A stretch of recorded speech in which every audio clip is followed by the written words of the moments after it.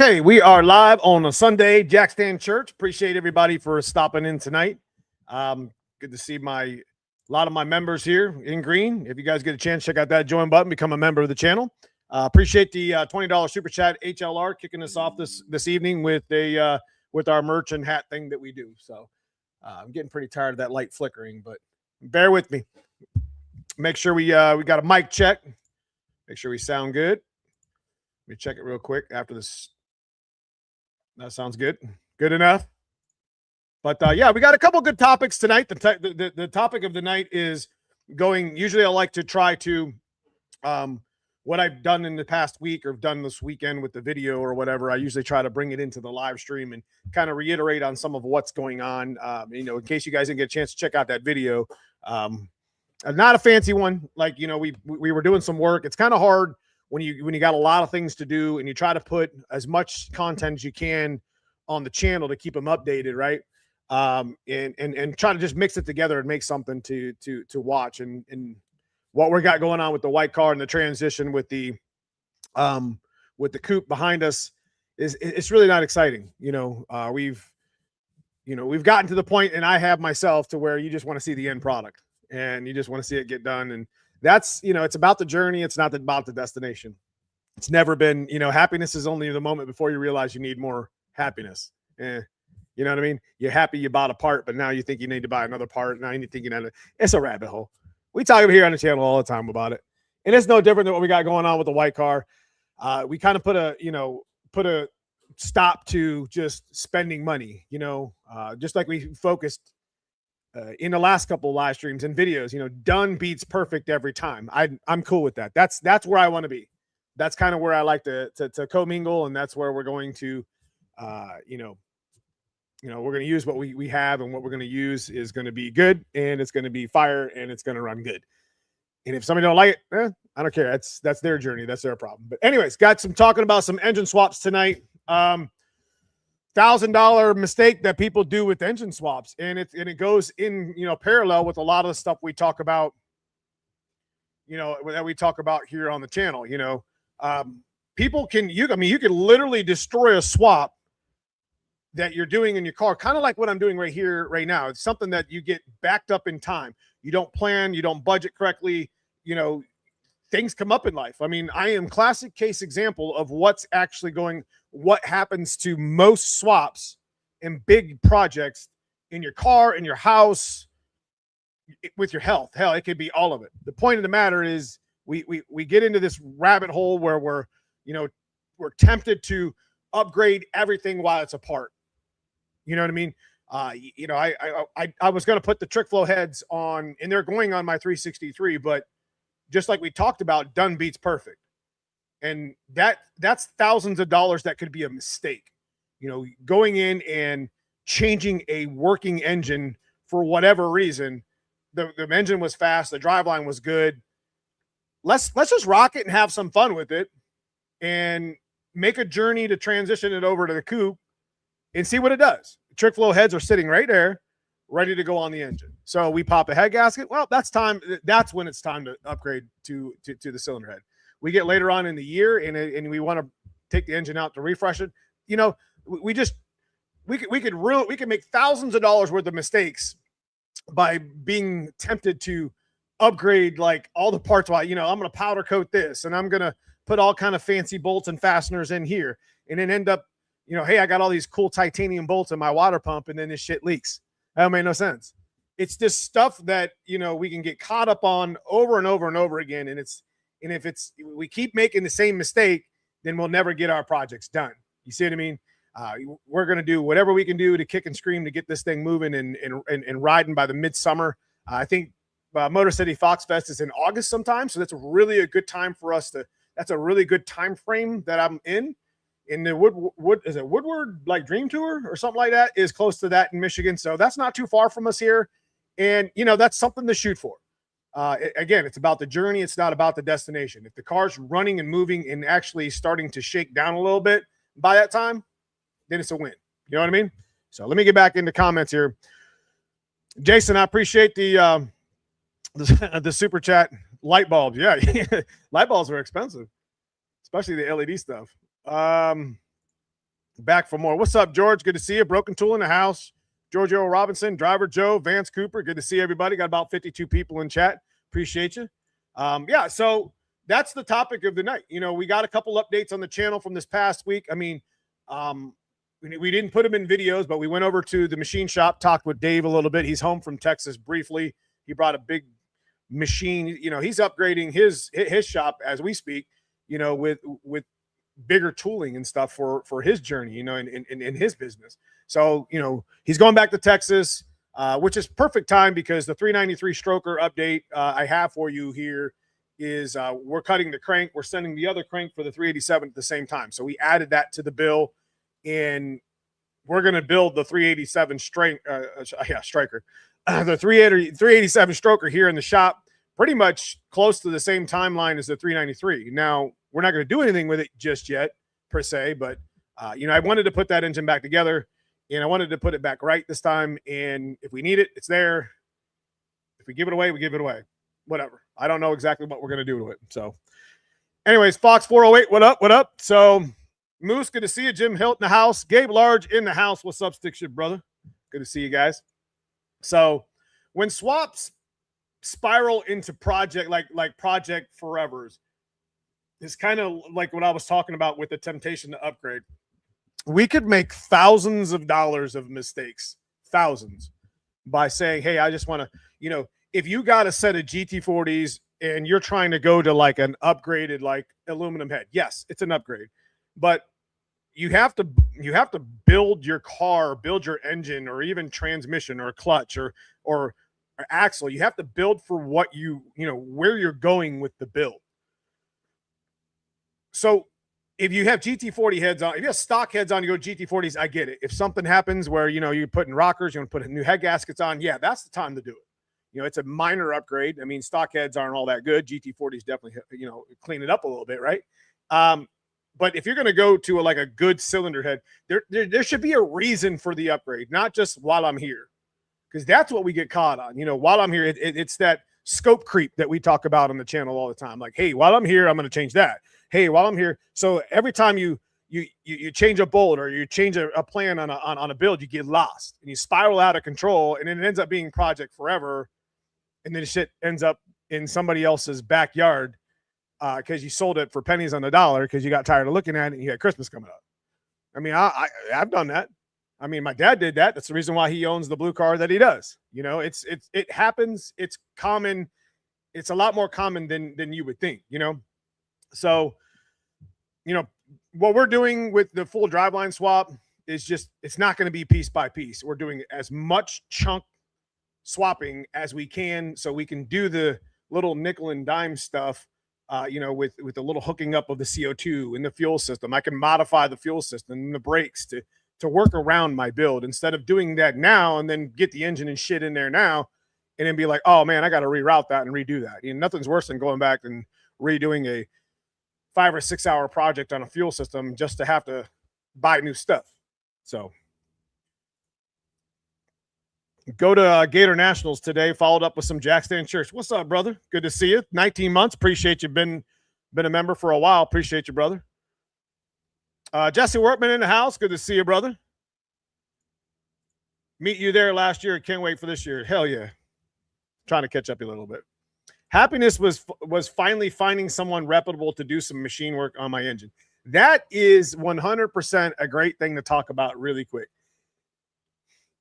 You young bucks out there, if you're looking for your next TikTok hack, if you're looking for your next, I don't know, money, you know, career, machine work, I can't tell you how many people are looking for people. Now, I get it. Machine work is difficult. It's not easy. You know, it gets to the point to where if it doesn't run, it could have an installer error in it. And of course, they're going to point to the machinist because he did something wrong when it wasn't the machinist's fault. The point I'm trying to make is it's kind of a little bit difficult. It's not an easy job. It's not a very rewarding job, but it's profitable and it's needed. Much like, you know, in 5 years from now, we talk about all the time, the next TikTok hack is going to be, you know, be a plumber, be a roofer. Watch. That's them, you know, not to talk about something. I mean, be a mechanic, be a technician. that's what built the world. You know what I mean? So yeah, machine work. And I don't mean to go on my soapbox as Super Dave would say, but machinists are high demand, specifically now in 2026. There's nobody building the old pushrod. I get it, Coyotes, and I get all the modular stuff. The Hemis are a badass motor. Even the LSs, you got to give them credit. That's a badass motor. You got a lot of the transitioning into this new engine genre, which is wonderful, by the way. But a lot of the old pushrod stuff, you're not seeing a lot of tuning, and you're not seeing a lot of machine stuff with that. And there's a niche there to be had. While I heard so hard, bought another car build. I got you. Went from trick flow 190s to 227s, ran out ahead. Yeah, right to the top. Project Forever. You must be talking. No, I'm talking about me. Yeah. So yeah, that is I'm glad I'm not the only one that's stuck on that shit. It's crazy, brother. Installing the radiator this week. Upgrade full fab stuff on my 70 Dodge truck. Keep working at it, Broken Tool. Jesse Workman, appreciate the $5 super chat. At what power level do you need to upgrade fuel line size? That's a great question. So we have had, and we have the videos of, if you're new to the channel, there's a lot of old videos that are still relevant to date. The GT40 stuff that we did in my black car originally, and the stuff that we carried, that was actually kind of like the very first build. We made 558 to the wheels, 558 600, 558 590 on a stock bottom end GT40 3-bar head, stock cam 1.7 rockers in our black car years ago. It usually hung out right around about 490, 520, 540 when I would race it at the track. I think the best we've ever went was 1011, 10.0, 1011 at 100 and a lot. So that car probably shouldn't have been freaking going that fast. Stock rails with a good regulator and the wired fuel pump that we always talk about here on the channel. And I'm always getting into my in-depth with tech tip shit here on the channel. So when somebody asks a question like this, I like to go into it.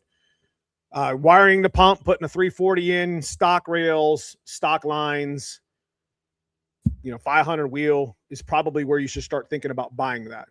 One of the problems we did is one of the hot fixes that we had for that was we would over injector. Does that make sense? So we knew that car was only going to make about 600 crank. So we knew that 80s would cover that.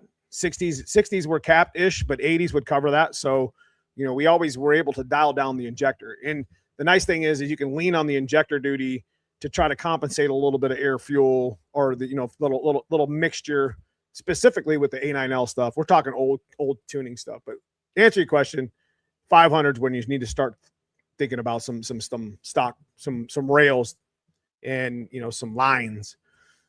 And it's not cheap. I was actually I was talking to somebody recently here in the past month about fuel systems, and they were telling me that fuel systems are out of control. It's like to buy a fuel system like I have on my white car is like $4,000. I remember kicking and screaming about spending $1,800 on that shit.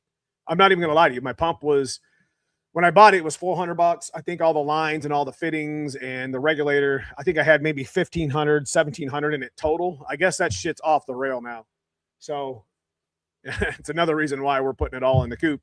I'm not spending $4,000 on a fuel system when I got one sitting in a car over here that needs fixed. You know what I mean? Appreciate you, Hemi426, for joining up. Guys, check out that join, become a member. We got some giveaways coming up in the next couple of months with some of our members and with the general chat here. So what's up, B? Good to see you, brother. Appreciate you checking in today. Vance Cooper in the house. I'm still running stock 14 millimeter wheel studs, and I'm wondering if I time to go to 5/8 stud. So if you're not seeing any studs being bent, like studs normally don't just break, Vance. Like you would start seeing the fingers just start to twist, and that's what's happening on my dad's car. We're gonna have to change them soon, but the acorn studs don't do you any favors. If you change the lug nut and the wheel, you probably get away with a little bit. But I think 5.8 studs is definitely in your future because I mean you are 1,000 horsepower stick shift Cadillac, and I'm pretty sure that I'm pretty sure that wasn't meant to happen. But I mean it's a true street stick shift car, and you know it's a very much appreciated. Appreciate the info. I saw your pump upgrade video before. Yeah, so again, 500 wheel on some stock rails. If somebody wants to, you know, that's where you're going to typically start to see fuel pressure drop, fuel rail volume drop. You know, there's a cheat out there you can get away with. You could put a SN95 fuel pump hanger. All right, the fuel pump hanger is like, I think the feed is 3/8 and the return is 5/16, whereas the foxbody one, the hanger is 5/16 feed, 1/4 inch return. So you can get a little more volume with a wired pump out of that hanger into the actual fuel lines. And yeah, there's going to be a little bit of a transition, but I mean, you're just talking about flow at this point. Stock lines would be kind of okay. And then you could put the SN95 fuel rails. There is a, you know, that's a mod that you can do. There's SN95 fuel rails that you can put on your motor that'll fit right on your 302. I don't know if you guys knew that or not. Pretty much a bolt on. You got to do, you know, you got to do a couple little, you know, make an extension or whatever. You got to do a couple little different fixes to it, but it's worth the upgrade. It's free for the most part if you can get an SN95 setup. Thanks, man. I'm using shank lug nut and haven't had an issue yet. Yeah, I don't want you to lose a wheel either, brother. Hail to the nah. Okay. So again, we were talking about, you know, $10,000 mistake, you know, that, you know, people do during engine swaps is pretty much tempted to upgrade everything while it's going to happen in one way, shape, or form. Whether you're doing a 302 to 351 Windsor, whether you're doing a Coyote swap, which this is a topic that me and Andrew are going to really get into, and it might even happen next week. We already talked about it. If you didn't already notice, Andrew and Zach over at Hanlon Motorsports, Coyote Racing channel, if you guys want to check out their channel, they're updating a couple every week. So they're rolling along. They got the ball rolling. They went to the dyno with Zach's Gen 1 junkyard motor. It's not even a junkyard motor, but it's just a Gen 1 stock motor with the simple upgrades like a Mustang cams and oil pump gears. Now we're talking about a Coyote and a foxbody. And he ended up putting down some pretty impressive numbers. He ended up beating my numbers as far as 387 was concerned, because that's kind of what we were trying to budget it off of. And, you know, he got between the 387 and the 393. And, you know, this is a topic that I think that you guys, that we can talk about here on the channel, is the cost differentials between, you know, and it goes right along with what we're talking about here. You know, the thousands, the $10,000 mistake that you could make trying to swap, you know, a Coyote into your Fox body and make less horsepower than you would spend $10,000 on a 351 Windsor stroker build. It's a topic. It's hot. It's hot. You know, engine swaps are always hot. We're not going to talk about LSs because LS is a badass motor, and that's for another chassis. We have Coyotes now that are pretty available, and we have, you know, we always had Windsor strokers. So why? You know what I mean? I mean, I get the budget part of it, but at this point, it's kind of off the table. In 26, in my opinion, it's kind of off the table. You can get, you just look up Facebook, you can get Coyotes for $1,000, $1,500, Gen 1, Gen 2s. They run good, make 400 wheel. Okay. You know? So let me catch up in chat here. Got some questions for you guys this week, just like I did last week. It's still slow, he says. So I guess Zach's going to have the car at, if you go into pits, it's going to be an interesting pits because I'm not sure which car B's bringing. I don't know. Maybe maybe it's a surprise. He actually didn't tell me. I'm bringing Dad's car. You guys know Dad's car right now on 14 pounds, made 460, 490 or some shit like that. I think the car could run 10-second quarter mile just the way it sits.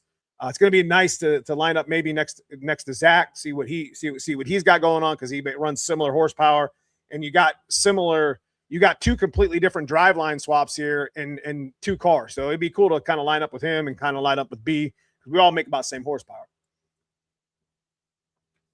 And there'll be others there like Lucifer, Mark And I think Doug will be there, 408. So there'll be other builds much like it. He made great power on that build. Yes, he did. Probably bring the retro. Now, you don't know what that retro made. There's going to be a dyno there, isn't there? Let's put that on the dyno, bro. That is my race to gap. We'll find out. We'll find out. I don't know if it's going to happen. Now, listen. So, want to dive right into pits. If you go into pits, we're going to be with 50 Asylum. So, big shout to John Brooks for hooking us up. We will be next to Nakia, and we will be next to Caleb. And it's kind of wonderful because we only get one time a year where we're all together for the most part. In last year, it was Ford Takeover. And this year it's going to be, it's going to be pits and most likely Ford Takeover and maybe even Foxtoberfest. I'm not sure where we're at with that, but that's kind of my goal. And that's where we're kind of aiming for this year outside of the Motor City Fox Fest. Y'all just flip coins. That's all we'll do. We'll just get lane choice. Yeah. Coyote swaps are definitely cool. OG, definitely cool. And they're here. I mean, I got two of them back there. I got a Mustang. I got a Gen 1 Mustang. I got a Gen 1 truck. And it's definitely worth the swap if you're kind of at that point where you could go one exit or the other. You know what I mean? Coyote swap. And if we're going to be doing a live stream talking about $10,000 mistakes with engine swaps, this would be a great topic to have with the 351 Windsor versus the Coyote. And we talked about this several years ago with Hanlon on the channel. I'd like to bring Brutal and Foxcast in if they would join us. If not, that's okay. We could sit here and talk about, engine swaps maybe next week about we'll definitely bring Andrew in and we'll talk about the 351 versus Yotes. I don't know what their schedule's like, so I'd like to bring as many people into the conversation as I can. But talking about prices, talking about, rebuilding your 302 versus swapping to a 351 versus just going with Coyote, because Coyote would be probably your next choice of engine, I would think. So that poor Yodi going to be. So here's the thing: that thing made great power, right? And it's still got like a wrist pin going on. Something's going on inside the motor that, it's not going to give up. But there is a little bit of a tick somewhere, and that for what that motor has done, it's super impressive. And that discussion is going straight to hell. You're damn right, and that's exactly what people want to see. They want to see that. If you guys want to see Brutal and myself, and then Zach and Andrew and or Foxcast Media or whoever wants to join in on that, we'll set it up. You guys know I love my live streams, and every week this is the staple of my channel. It really is. It has been for years, and it's I'm glad that I got good. We got a good community that comes in every Sunday and does some chat, some Jack Stand Church with us and shit. So yeah, we'll make it happen, bro. We will make it happen.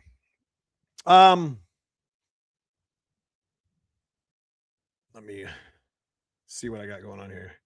So I got some couple questions for you. We'll kind of shift gears a little bit. Neo made great power at low RPM. I did. I made good torque. So my torque was about 60. Was it 50 or 60? I don't know if Hanlon's in the channel or Zach. I know I made about 50 to 60 more torque than Hanlon did. So I mean, yeah, he made more horsepower versus the 387, but I definitely made quite a bit more torque, and that's just where Windsors are at. They have they're very choppy, very cammy. They're very torquey, get you out of the hole. Whereas Yotes are very raspy, very high, more higher RPM. You know what I mean? And they definitely, they're definitely built to leave hard as well. So it's an interesting little battle there. So, So as far as engine swaps and talking about, 351 versus 302, which would be the better Fox body engine in your idea? I mean, we all know that 302s rev better. Tell me in chat, which engine would you prefer between the two? 351 Windsor makes power more easily. They make more torque. 351 Windsor has a big block main. It's a 3-inch main in factory form. The Cleveland is a 275 main, which is basically your more RPMs, allows more RPMs.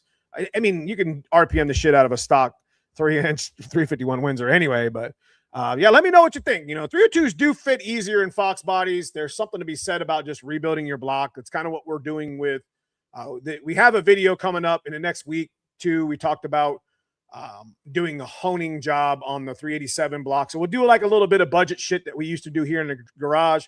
We also have a 302 build, like I mentioned it like 6 months ago, that we have to do with Cousin Paul. And we got a whole cart full of parts back there.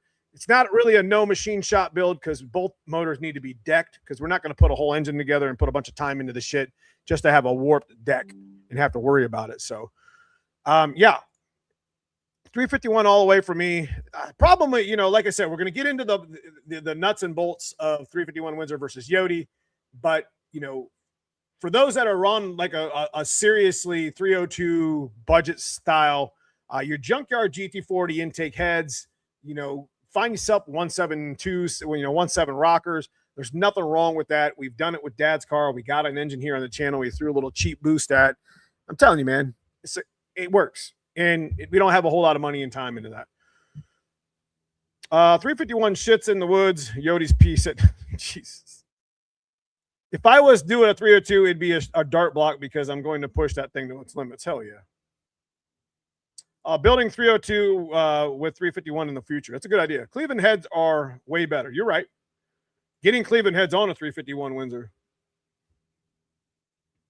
Was going to go with a B cam, but I gained trick flow stage 1 that I discovered in my engine teardown. Hell yeah. Yeah, we mentioned Coyote and he shows up, right? Handling is the truth. Heard someone talking some shit. Ain't nobody talking no shit. Well, I guess Doug said he's going to gap you, and so didn't Brutal. I said what I said. Did I say it out loud?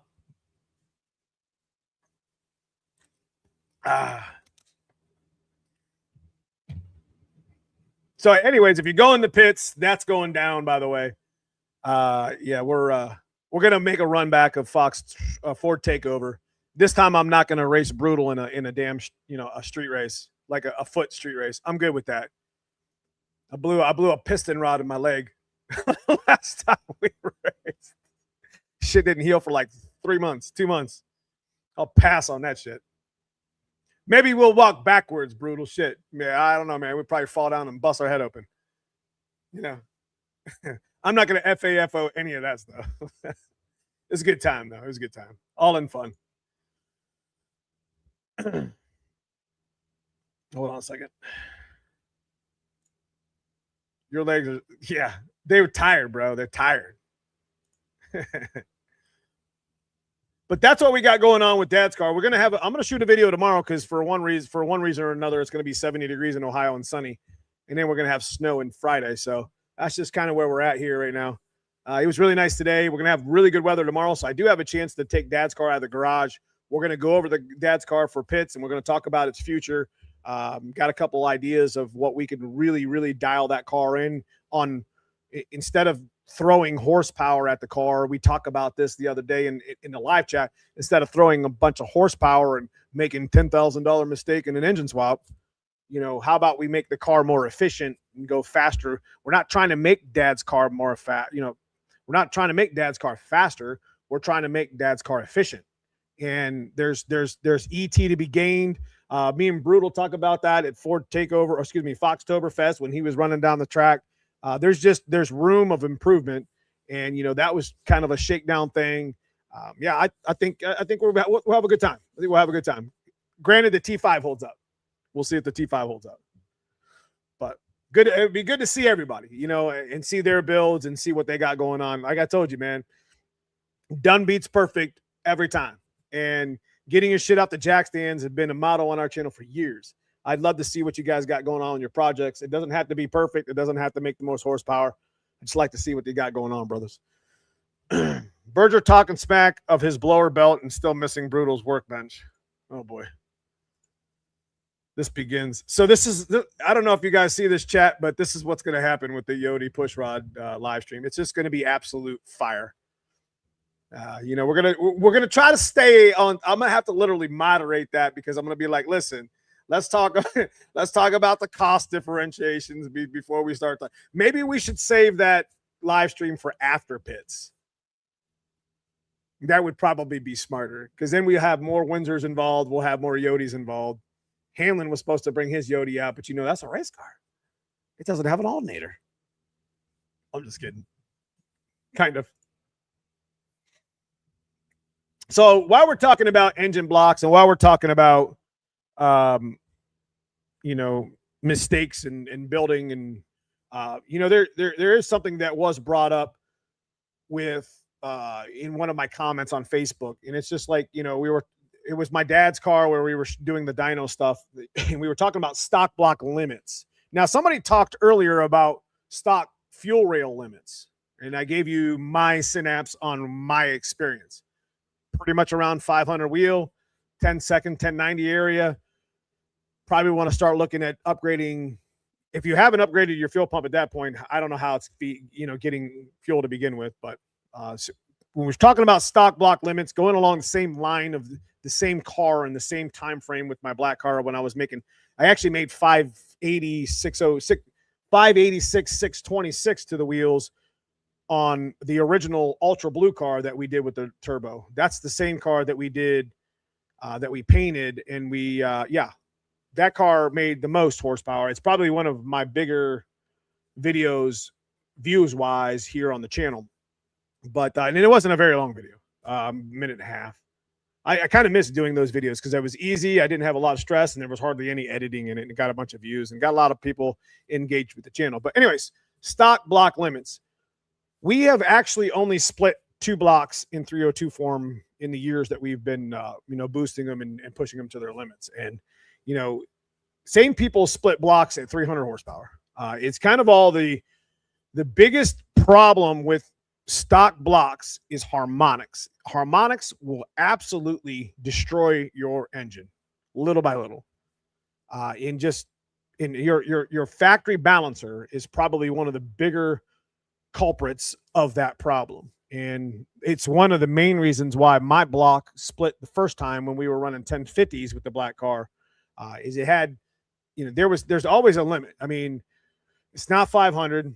If you have the right tune, the right fuel, the right timing, probably get away with 10 or 20% more on that block, but it's got its limits. And Gabe Large over here telling everybody they're crazy running 490s with his stock block 331. That's right. Cam stock block limit, 80 foot-pounds of torque on a head bolt, broke the block to the oil filter. Damn. Y'all talking Yodi crap. Let me catch back up. After pits, when they get smoked. Oh, let's do it at pits. Nah. We'll go live at pits for sure. 100%. You guys could go live. We go live. It'll be a good time. That's all they do is talk. I was wanting to change the K member in my blue car, but I was focusing in here, or my dad's blue car, but I was focusing here on the white car, and I didn't want to pull it off the lift. So it's coming in Foxtoberfest form. All 40-foot paint job of it. Y'all gonna find out in the streets. I was waiting for that. All I know is Yodi's be making the same amount of power for under 5K, and then Pushrod's spending 10K. So that's going with what we're talking about right here on the channel, Andrew. It could be a $10,000 mistake making an engine swap. You could spend the money on a Windsor or swapping over to a 351 Windsor and not get it tuned properly, not have a proper combo, make 375 wheel, whereas you can just do a Coyote swap. I don't know about $5,000, bro, but they're pretty much apples to apples when it comes to, and we're going to dig into the nuts and bolts of those swaps in 26, probably after pits when some of this shit goes down. You know what I mean? And it's all in good fun, guys. It's a good community, but there is some definite competition, if you don't see it in chat right now, going on with a couple Coyote cars and a couple and then we're talking naturally aspirated, your mild to medium higher horsepower. We're not talking about solid rollers in stripped out cars here. We're talking about street cars. We're talking about big inch Windsors. We're talking about cam chop. We're talking about Yodi swaps. We're talking about cars that get built and driven to Walmart. So there ain't nothing wrong with purposely built race cars like Hamlin has. But we're talking about like Zach's car and B's car and my dad's. Line them up. You know I'm down. Well, where'd this go? We're good with Tail of the Dragon. I'm trying not to, I'm trying to go home with the whole car. I go straight.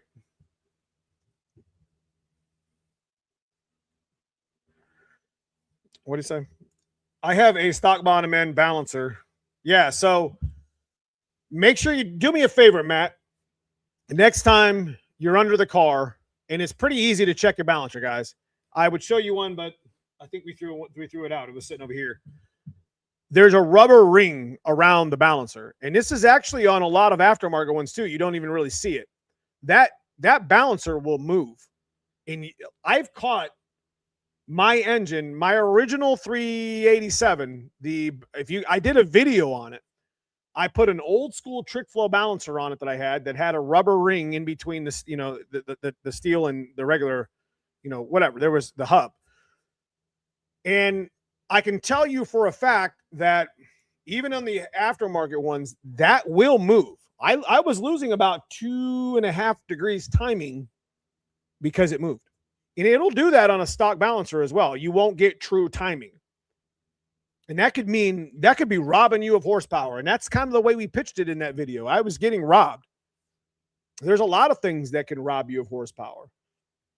So, we also talked about, with the TFI, you watched my distributor literally on a Terminator X literally lose timing because it was moving around the distributor itself. That's why coil near plug or running the dual sync or something, the cam sync is kind of a big deal because you get stable timing all the time through every range of the RPM. So kind of went on soapbox there a little bit, but the balancer, man, that will kill your engine, bro. Will absolutely kill your engine. You need pics of a bad balancer with rubber elastic pushed out. So you won't even see this happening. Get under the car, look up into your balancer, and if you see a bunch of dry cracking, or it'll literally pull out of the balancer. You'll see it like flapping around. It's crazy. It's probably the main. I have the balancer still on the motor over there that I split at number 2 piston. I broke the crank, and I'm telling you that my balancer's puked out all over the place. Coyotes belong in S550s though, not foxbody. Oof. Ouch.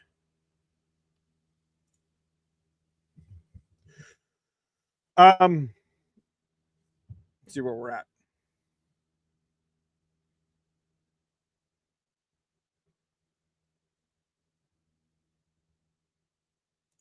Trying to catch up in chat here. My stuff is off Jack's hands. Somebody tag me in. Good. That's right, it is. Did you ever get a hold of the 351 Windsor place or the junkyard that I sent you? I've learned a lot from you and Brutal. I appreciate you, brother. I appreciate that, OG. You got a nasty little bill going on too, brother, man. It's definitely I think you got NVXs on that, or do you got, what do they call those? Robos? What wheels did you have on that? They were black like mine as well, weren't they? Hanlon can't drive a real street car. You're right.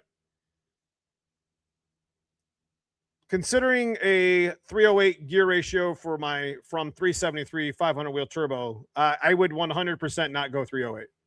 100%. 308 gear ratio is too steep. It's too low. 327, 331 probably be about as low as I go. 355 is a perfect gear. NVX bronze. See, I was gonna buy the bronze ones because they almost have like that dark tint to them. You know what I mean? I love them, but I put them on my black car here, or my coupe.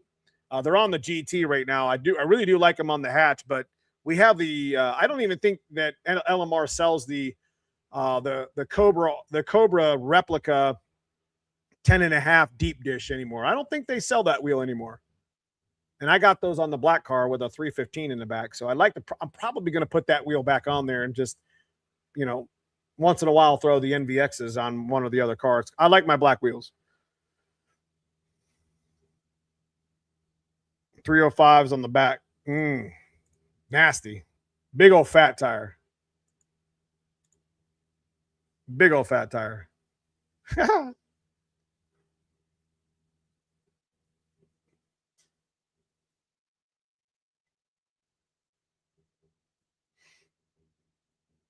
So here's a question. What's the most power, speaking, going back with blocks, what's the most power that you would be happy with in your Fox body? Realistically speaking, what, and this goes, and I'm going to share my experience too, drop it here in chat. What is the horsepower? Now, I'm talking about experience. If you have experience with 300, 400, 500, what is the horsepower that you would be the most happy with in your Fox body Mustang? 500 to the tire, 500 wheel, 500 wheel, 400 wheel. Why 650, Matt? And I'm giving you some, I'm going to give you guys some experience that I've had. I've had the most fun and the best traction probably right around about 375. Even at 375, I'm blowing through gears. When I had the 387 in the black GT, we were at 398, 420. The torque was 123. It doesn't matter. But 400 wheel, I think, is the really good sweet spot. So you young bucks out there, you young builders, the younger generation or whatever that's out there trying to build, follow the TikTok social media. Don't follow the crowd. Like, there's no reason why you need to be building a 1,000 horsepower car at all. Like, I can tell you that done beats perfect, just like lower horsepower beats 1,000 horsepower when you're trying to enjoy the car. The reason why is there's a lot of maintenance. There's a lot of shit that can go wrong in a 1,000 horsepower car. It's expensive shit for no reason. You can break an input shaft on a transmission if you're stick shift. You can break a yoke. You can twist the drive shaft. There's just dumb shit that'll go on because it's just so much power that's trying to be put to the street. I've seen it, I don't know how many times. I got beat at a no prep by a good stick shift racer who only made 400 wheel on an LS swap Fox body with some nitrous. He did damn good. He did damn good dialing that car in because it did exactly what it needed to do. And I just did not have enough real estate to catch his ass. Had a bad launch and he was just out. My car makes twice the horsepower. The point of the matter is 400 wheel, it's a great question to ask, because 400 wheel, and I talk about it all the time, 400 wheel will 100%.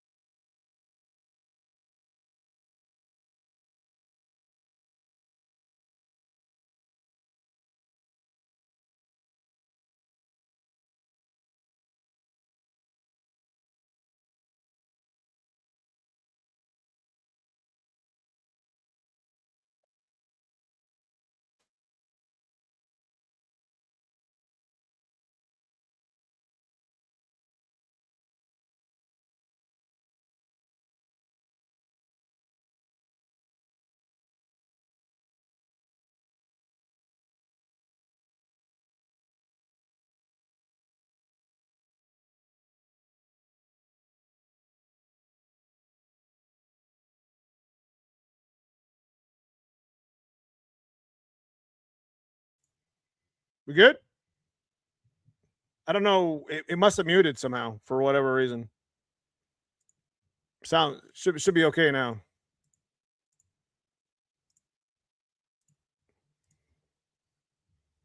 I'm just trying to hear the sound, and I got like 17 ads here. I don't know what happened. It must have muted. I got this little adapter over here because for whatever reason it doesn't like me sometimes. Yeah. So I usually have the live stream going on outside of StreamYard so I can hear my own voice. Now you got to start over. Yeah, I apologize about that. It happens. Technical error, bruh. So tonight we're going to be, we gave away a Stifler banner last week. I think we'll give away a McLeod clutch banner this week. We'll do that here in a few minutes. Where are we at on our merch thing?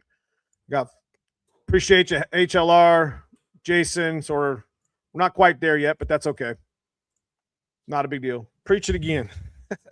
1,000 horsepower is not realistic for the street. Yeah, it's it leaves room for error. Like the one thing that was nice about my black GT when it was 363 and we had it dialed down to about 750 on the street because of that very reason. Even then, it was ridiculous, stupid. I was just like, I'm just wasting a gear. I'm like, why even start out in first gear? Don't make no sense. I go out here with my black GT now, which at 393 with 387 at 400 wheel had nothing but fun. Burnouts, shit. I could make a burnout all the way up the street. I didn't really get into the whole 393 where, we were basically, going to street drive the shit out of it. But that's for 2026. So we'll be good to go soon. Big power, big problems, focus on suspension and driveline. Yes. So here's where, we talk about earlier, we were talking about building mistakes, everybody's horsepower goals change.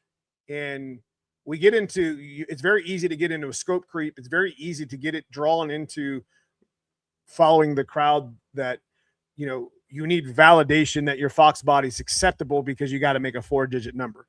Nah, build it the way you want to build it. Who gives a shit what they say? Who gives a shit who laughs? Because to be honest with you, I'm not going to laugh. I respect all builds because everybody's build is a different budget. And that's time and money. And you have to respect that person's build and their budget. And everybody has a different journey. Not everybody wants to make 1,000. I don't even care to make 1,000 horsepower anymore. Will we make that? I mean, as far as continuing down that path, because that's just a rabbit hole. The faster you go, the more horsepower you make, the more shit breaks, the more money it costs you. And guess what happens? You shits on jack stands. Whereas having a cheaper build, a budget build, dealing with cheaper parts that are easily accessible, maybe through Facebook Marketplace or maybe even through, eBay or Amazon or friends, any marketplaces, trading, bartering, swap meets, that's kind of a funner because you're building something that doesn't owe you shit. And that's kind of what we did with Dad's car. It's a whole theme. That's like, it doesn't owe me shit except running. I owe that car suspension and I own that car a lot. So, and those are kind of more of the funner builds, it goes in hand with and foot with what we were talking about with what's the ideal horsepower. 400 horsepower will get you there. Small, cheap turbo kit, 8 pounds of boost. Hell, you could do that on a speed density car. Just saying. Matt, appreciate the $10 super chat. 400 to 500 wheels with a Nitto 555 R2 is money. More power, more broken parts is exactly what we're talking about. I built a 408 because I didn't want to worry about the limitations of an 8.2 deck. So definitely what we were talking about earlier with the 302 does not have horsepower limits, but it does have a limit, and it has nothing to do. I mean, I've seen motors. I've seen my buddy Chris Watson, if you remember Project Stock Bottom End. I've seen him go 530s. What was it, 530s or 5? I don't remember what he went. No, it wasn't 530s. Gabe, how fast did Chris go? Do you remember? But he had a stock bottom end engine. Our good friend Tony Politano with the gray mare. I mean, he has made an efficient machine with that car, with the stock bottom end type of build, stock block, stock bottom end, whatever. The car is light, the car is fast, and it's built well. It's a true street style badass car, you know, and that's kind of like, you know, you can make the car more efficient, you know, getting rid of some of the weight, and using the horsepower that you have. You know what I mean? KK, appreciate the $10 super chat. I'm late, but I made it. Appreciate you. Hanlon made it this way easy. But yeah. 589 at 125. Okay. Stock short block, had never been out of the car. 911 wheel. Yeah, he made some serious power. There, he was on was it a pimp system, Pimp X, or was that a micro squirt? I can't remember. Chris is a good friend of mine. Well respected. Kind of one of those guys that, you know, I mean, Chris's car was for sale years ago. I was going to buy it. But I mean, we had the black coupe already here, so kind of had our own little hot mess going on behind us. You know what I mean? So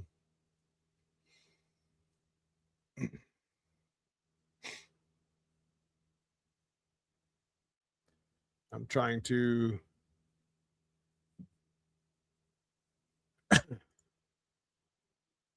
what did Brutal say? Oh, Pimp 425 wheel is well built. Ford 347, plenty of fun. Great for weekends, but fast is about 200 more in a foxbody. I agree. I'm doing a 331 NA stroker with an Anderson with an NA with Anderson N71 AFR 165s. That should be a nasty little bitch right there, brother. I may be 10 years behind you guys. 5 pounds of boost on a stock 302 is a blast all day. I run all my 95 GT suspension. I'm going to ported E7 and see if I can pull 400. I love it, man. I love it. That's what I'm talking about, bro. I want to hear that story.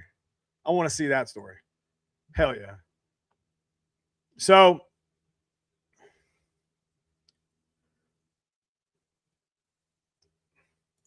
trying to go back into my damn. So we talked about pits. We talked about engine swaps. Talked about some of the mistakes. Some questions. You know, I want to talk real quick. You know, if you guys got some tech you want to talk about in chat, but we got video coming up of honing.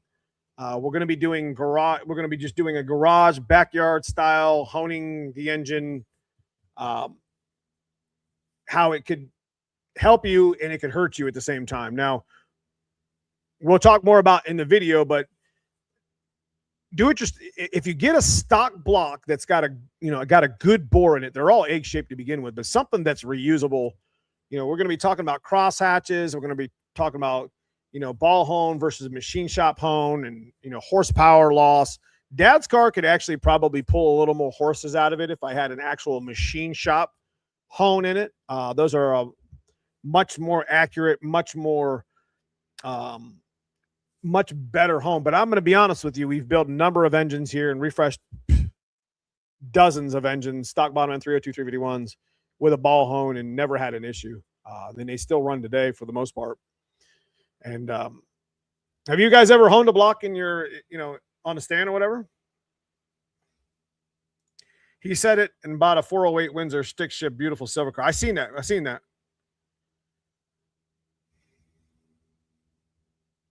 Y'all over here arguing about push rod and Yotes. I'm over here with about 2.3. I love it. I love it, man.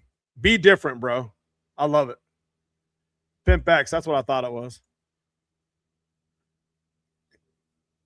So Brutal did. So honing a block definitely has, I mean, you can put it on a drill. There's definitely a little bit of skill, and we've done it before in the past.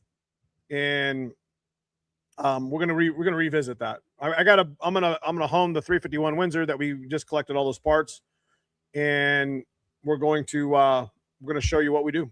And you want to.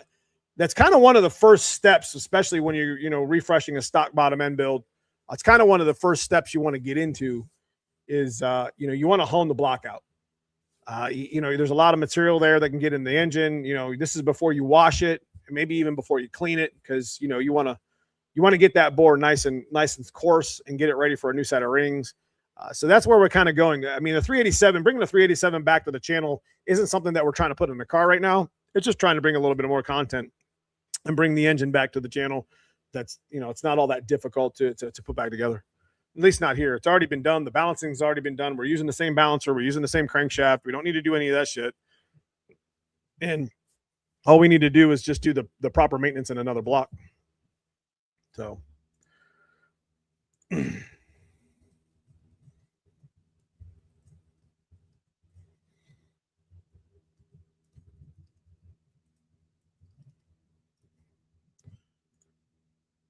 Boss versus Dart.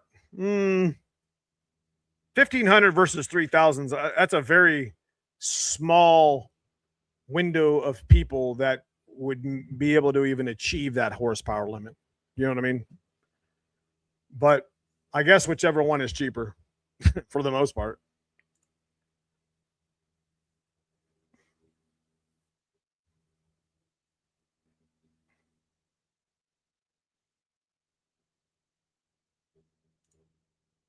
Dingleberries.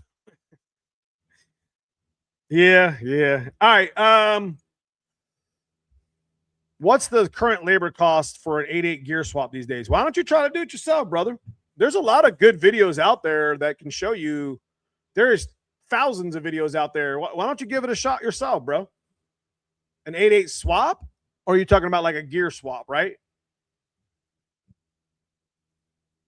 Build it yourself. Yeah, that's what I was saying. Hey, the shit that I know ish about fox bodies, we're all done in experience. Like, you have to fail and screw it up to learn that that's not how you do it. You got to do it this way. See what I mean? There's been a lot of trial and tribulations from putting head studs in to torquing down an intake. I've torqued down an intake and broke an ear off thinking that I had to torque it to 80 just like the cylinder heads. Yeah, I've done some dumb shit. Yeah. And water pump bolts, the real long timing chain ones, torque them to like 30, watch them snap off. Or only like a 5/16 thread. There's a specific torque to that type of a bolt. Neo, that 580 you made, it was a stock block with stock pistons and crank. What heads do you use? I had GT40 Ps on it. So Ps actually made more power than 3 bars did on the dyno. So if I could bring the video up, I would, but it's one of my older videos. We built literally the same engine as far as stock bottom end builds. Made 580, 620 on the P-headed, stock cam, stock rockers, GT40Ps, nothing special. Actually, the same engine style build that's in Dad's car is the same engine style build that was in that car. Dad's car should make more power, and it doesn't. We should be over a 500 wheel with it at about 14 pounds. I think that car was at 17 when I made that power. And the black car was at 16 and a half when it made 560, 601 or whatever, which is on a Mustang dyno. And we all know, Mustang dyno's like greedy as shit. We all know that, 10% off. I went to, it's not that far off, but it just depends on what dyno you go to. And remember, dyno is just a tool. But my black car did run 10 teens at 137. I think this blue car ran 1060s and it had no suspension. So I mean, the power and the weight in the build was there for sure, 100%. When honing, double check your clearances. You want to have a piston slap clearances. You were 5 thousandths out of spec. You're right. You're right. You don't even need a dial indicator if you know what to listen for. That's correct. Yeah, I'm going to be honest with you. In all the years that I've been tuning, and I've been tuning with Dave, I'd probably say about 10% of the people were happy with their dyno number, and that's just because their car was tuned. They could give a shit really how much power it made. Almost every, I wouldn't say 90%. I'd probably say 75% of the people that go to the Mustang dyno get their feelings hurt. I mean, feelings hurt. Like, I don't know, and you immediately think something's wrong with your build. It has nothing to do with it. Like, it's just, dyno is just a tool. You want true horsepower, take your engine to an engine dyno. They're pretty accurate. And the people that are probably running the engine dyno really know what they're doing, so they know how to make the motor sing. You want real horsepower, go to an engine dyno. Now I'm talking about dollar for dollar, pound for pound, horsepower for horsepower. You know what I'm saying? Trying to judge a car off wheel there's so much parasitic loss between the crankshaft and the tire in the wheel itself that would change this number up, down, or side by side. You could have a bigger wheel and tire that could mess with the dyno number versus a smaller and fatter tire. The gear ratio can mess with the dyno. The clutch slip can mess with the dyno. The flashing of the converter can mess with the dyno number. So again, in all the years that we've been tuning and all the stuff that we've been doing, and this goes from stock 220 horsepower Mustangs all the way up to 2,000 horsepower, and it's not just Mustangs, it's all cars. I don't know how many fellas came in with a, carved out Chrysler motor, or not an LS. LSs make pretty good power NA, but just been butthurt. A carved out 350, Chevy motor or 302 based naturally aspirated motor. Just not happy. Now I'm on a soapbox now. So what Lucifer say? Let's see him. Is he in the chat here? I was pretty happy at the horsepower factory. Yeah. So there's just a lot, my dyno's always been super greedy. I'm just talking specifically about my dyno. I'm not talking bad about Mustang dyno in general, because we've made some really good power. We've been to the horsepower factory as well in Tennessee. We made about 800 wheel with the white car a couple years ago, wasn't it? I don't remember. Was it 7? Yeah, it was 800. It was over 800 wheel, 1,000 torque to the wheels. So I mean, the numbers are there. They're consistent for the most part. See you, Pimp. Good to see you. So what's the best harmonic balancer for the stock 302? One that you can afford. That's the best way I can put it. One that you can afford. I've been running the Trick Flow. They're $170. It's a good steel, mostly steel balancer. Still has the dampening ring inside. That's what that ring is that falls out. Yeah, it's this Summit brand one. If you're not going to make, I wouldn't really get into specifics unless you're actually, you can go into the ATIs. You can go into, I ran them all. The fluid dampeners, ran them all. And they're all good balancers. It just depends on your budget. Expensive isn't always better. Like we have a Innovators West, coil near plug setup going on. But everybody's got their, for accuracy, it's kind of a maintenance thing. If you're going to, anything's better than a worn out stock one. And a worn out stock one in a 351 or a 302 is gonna blow your motor up. You're losing timing. I guarantee the timing's already shifted at least a couple of degrees, not in your favor, because when they go in the other direction. So you think your car's at 13 or 14 degrees, it's actually at like 10 or 12. They do move. So that little dampener inside, I mean, how you think it got pushed out? It's moved. I'll bet you to go check your timing. And that's a good video to do. I bet you go check your timing and, on your stock balancer, throw it on the dyno or engine dyno or whatever, run it, and then change the dampener, adjust the timing, and run it again. I guarantee you there's a difference. Remember, you can retape them. Yep. If you're racing into track, SFI is needed. You're correct. ATIs are very accurate, for sure. So, anyways, we're at about an hour 5. Go ahead and hit that hashtag merch real quick. We've hit our merch goal, so I want to thank all the guys once again. HLR Saloon again. Once again, these this type of thing, we make like 10 or 15 bucks on it. I'm not afraid to talk about monetization. That's all we really make on it, because consider the shipping and the shirt costs.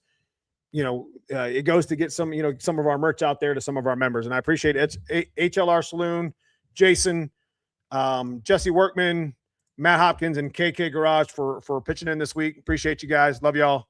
Appreciate you. And a lot of those guys do that every week, and it gives we've been doing this for a while. I think it works out pretty good, and it puts a shirt or hat on a member on the channel. So We'll do a hashtag merch and we'll roll through that. As far as the banner's concerned, I'm trying to think if I want to run a McLeod. I think that's what I said earlier. So we're going to run the McLeod banner. I want to do a trivia with fox bodies. So I like to kind of mix that up a little bit. I don't know if I'm going to think of a question. It's not going to be super hard. Again, this isn't the last balancer we're going to get from McLeod. We just got a whole, box of 10 of them in. So we got Stifler ones, we got Handler ones on the way. We still got some Tremec ones, which we're going to get some more soon. So, it is what it is, fellas. If you don't win one, it's fine. Stick around, you might win another.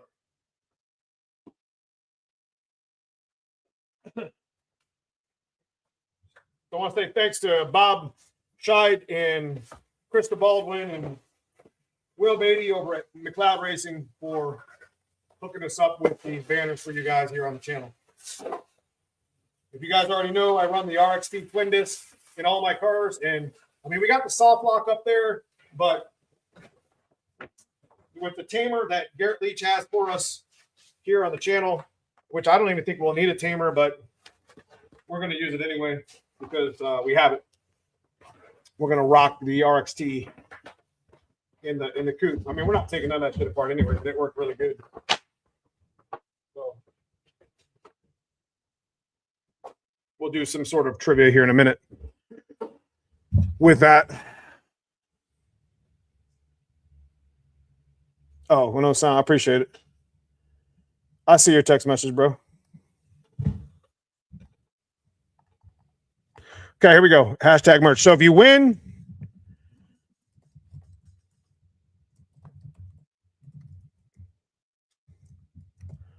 head on over to neomustangs.com. Best thing to do is to take a screenshot of the merch, a hat or shirt or whatever. Take a screenshot and email it to me. That's the best way to do it. Make sure you have your address in there too.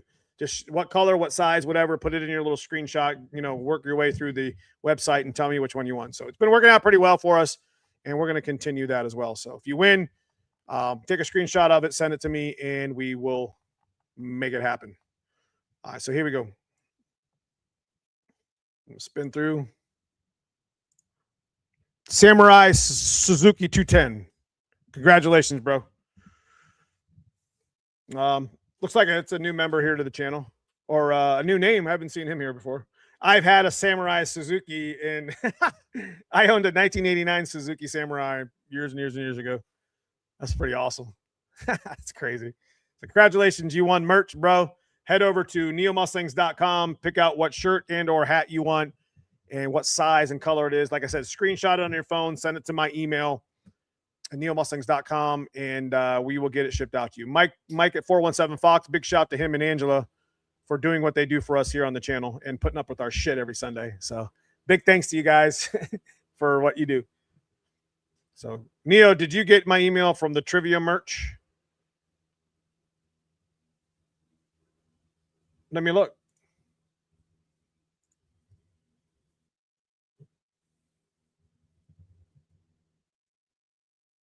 I don't know. I don't think I did. I would have pinned it. Do you still have it? I had many samurais. Nice. Little top heavy or whatever. All right. So as far as the McLeod banner, I've got to think of a nice. I got to write it down actually.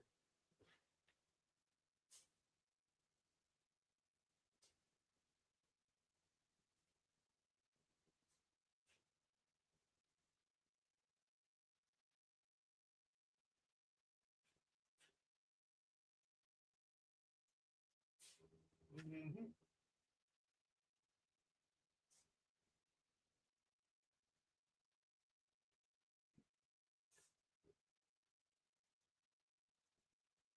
Oh, I'm trying to think of a good name. It was 2 or 3 weeks ago. Okay. Let me see if I can find it.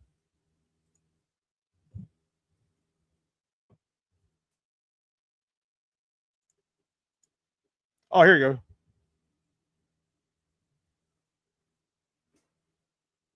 I think I know what it is.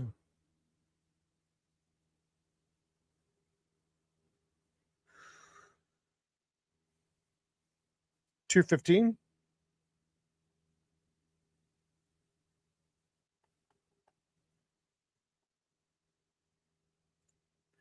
Was that a shirt?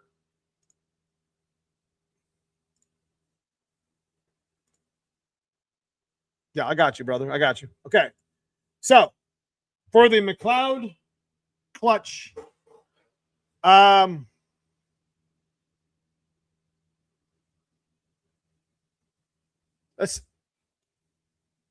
let's see who. Now this answer is. I mean, if you've been on the channel for a long time, you'll know this. You might. I don't know, man. I don't know. Let's go back. Let's take you back to the black GT when we were stock block, stock bottom end GT40 build. Now it did have a turbo kit on time. What was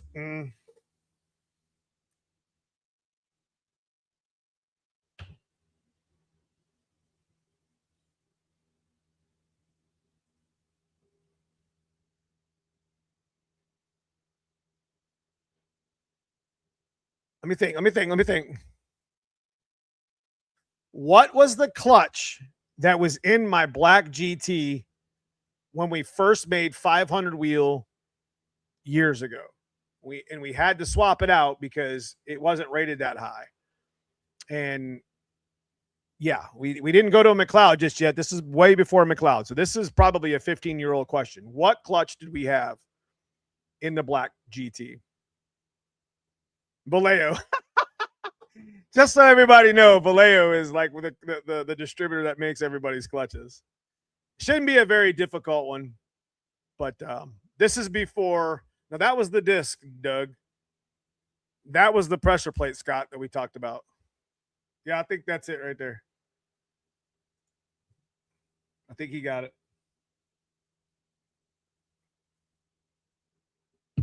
So before McLeod and before the days of heading over to a twin disc setup, our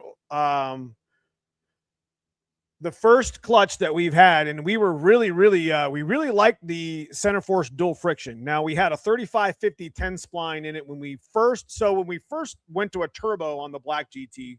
Okay, we blew a head gasket. We had E7 heads on it. It already had a GT40 intake on it.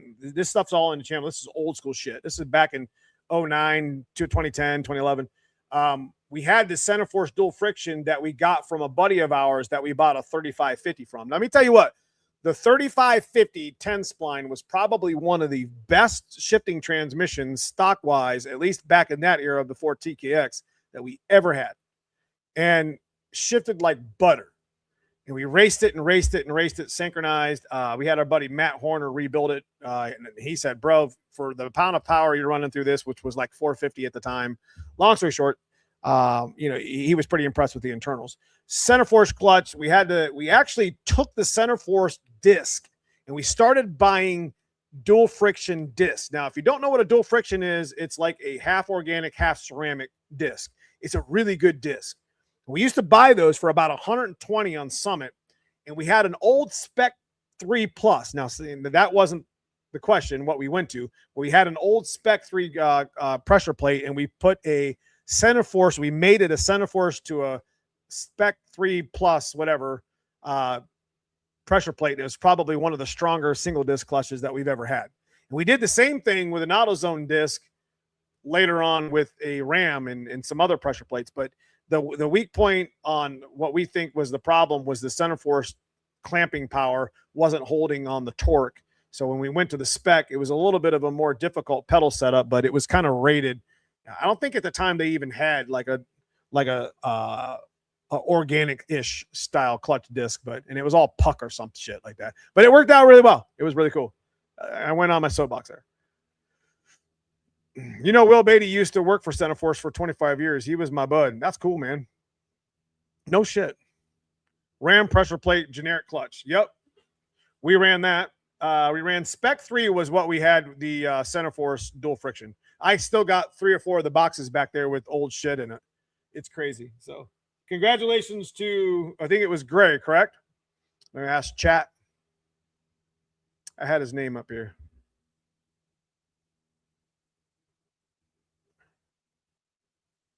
Yep, I think it was him. Are we? I went on my little soapbox. So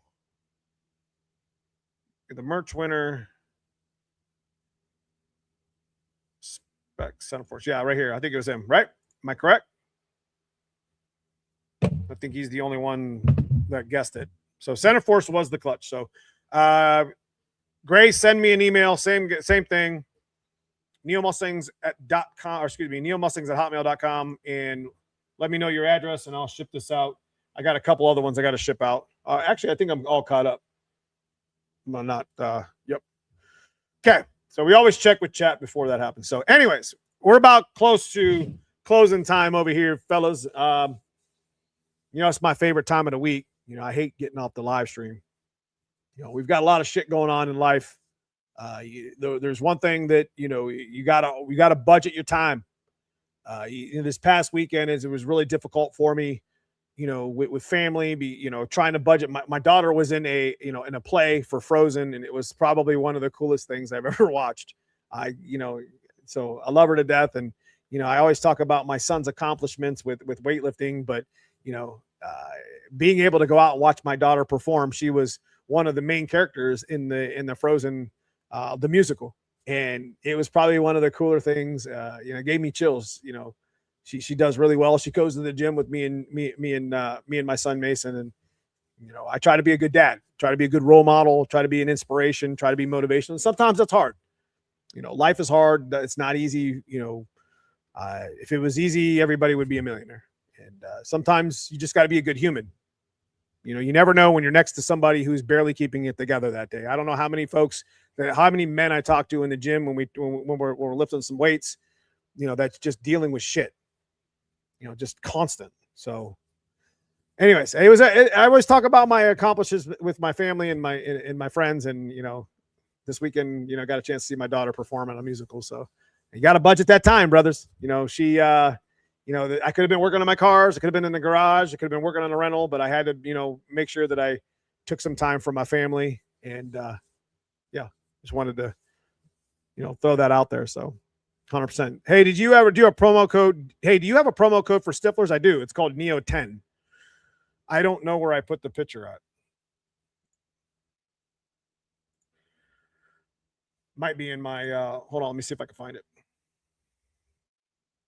Might be in my secondary file or whatever. It's not, but this badass picture is. Damn. Y'all, Project Hot Wheels staring down the pipe right there. Whew. Pipe meaning track. So hit that like button. My 8-year-old doing a solo music. That's cool, bro. Yes, kids think, you know, it's always about your family. It's always about, you know, taking care of the people that take care, you know, that take care of you and take care of, you know, it's just being, you know, being a good role model. You know what I mean? It's just trying to be inspirational, you know, and sometimes inspiration comes from the craziest places, you know, but, you know, I only get my kids about half the time, and, you know, I try to make as much as I can with it. And I still see them in pretty much every day, which is, you know, I'm very humble for. So everyone has a different story and everyone has a different journey, and it's not about the destination. It's about the journey. It's about, you know, taking care of your people, you know? So anyways, I'm going to go ahead and sign off there. If you guys got any questions, comments, concerns, neomustangs.com. I do have some photos I want to share with you. I didn't get a chance to show you tonight, but Shelby County here on the channel, that's always here ritually every Sunday. Kent always be sharing some engine pics. Got a nice little stock bottom end build I want to show off that he's been working super hard on. Little upgrade here and there. He's the exact reason, a good example of getting your shit off the jack stands. You know what I mean? Just kind of a budget build, stock bottom end build, and he's done what he's done. He's knocked it out of the park and did really well with them, you know, with what he's got going on. So I will be sharing some pictures of that.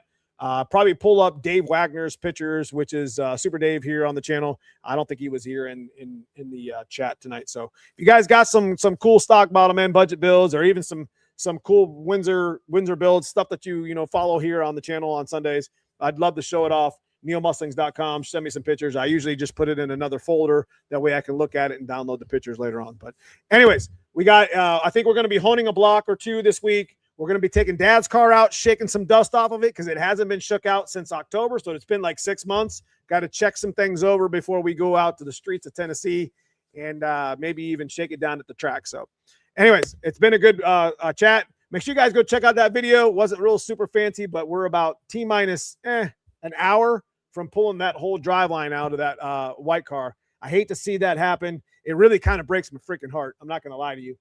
But it's in good form because we'll get the car over to the chassis shop and they'll take their time with it. And we'll get some, we'll do some upgrades to it in 26 and then maybe bring it out in 27 with a Coyote in it. So anyways, appreciate you guys. I love y'all. I will see you this week in the shorts and the videos. Go check out Facebook. We do a lot of stuff on Facebook as well. So love y'all. See you soon. Have a nice weekend.